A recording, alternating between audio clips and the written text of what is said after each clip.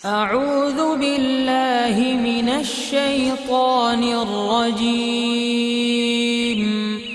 بسم الله الرحمن الرحيم.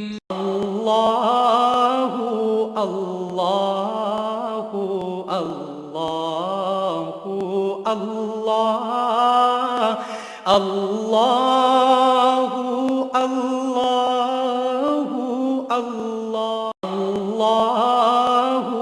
الله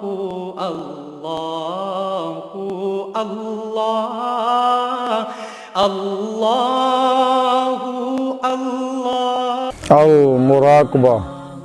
ਹੁਣ ਮੁਰਾਕਬਾ ਕਰਨਾ, ਦਿਲ ਤੇ ਧਿਆਨ ਰੱਖਣਾ, ਜਿਸਮ ਨੂੰ ਬਿਲਕੁਲ ਸਭ ਨੂੰ ਢਿੱਲਾ ਛੱਡ ਦੇਣਾ, ਜਿਸਮ ਦੇ ਹਰ ਅਜ਼ੂ ਨੂੰ, ਔਰ ਉਸ ਤੋਂ ਇਲਾਵਾ ਜ਼ਿਹਨ 'ਚੋਂ ਹਰ ਖਿਆਲਾਤ ਨੂੰ ਫਰਕ ਕਰ ਦੇਣਾ।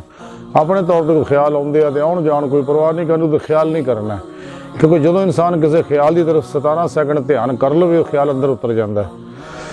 ਤੇ ਇਨਸਾਨੀ ਸ਼ਊਰ ਜਿਹੜਾ ਹੈ ਇਹ ਜਦ ਤੱਕ ਇਨਸਾਨ ਜਾਗਦਾ ਕੰਮ ਕਰਦਾ, ਜਦੋਂ ਸੌਂ ਜਾਂਦਾ ਹੈ ਜ਼ਾਰੀ ਸ਼ਊਰ ਜਿਹੜਾ ਇਹ ਉਸ ਵੇਲੇ ਵੀ ਸੌਂ ਜਾਂਦਾ ਹੈ, ਲੇਕਿਨ ਬਾਤਨੀ ਸ਼ਊਰ ਜਿਹੜਾ ਮੌਤ ਤੱਕ ਜਾਗਦਾ ਰਹਿੰਦਾ। ਜੋ ਕੁਛ ਇਨਸਾਨ ਦੇ ਨੇ ਇਹਦੇ ਅੰਦਰ ਉਤਾਰਿਆ ਹੁੰਦਾ ਉਹ ਆਪਣਾ ਕੰਮ ਕਰਦਾ ਰਹਿੰਦਾ ਹੈ।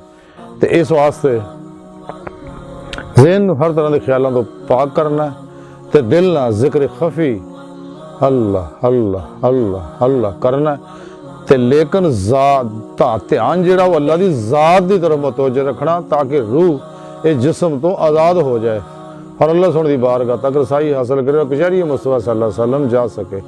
अल मुराकबा।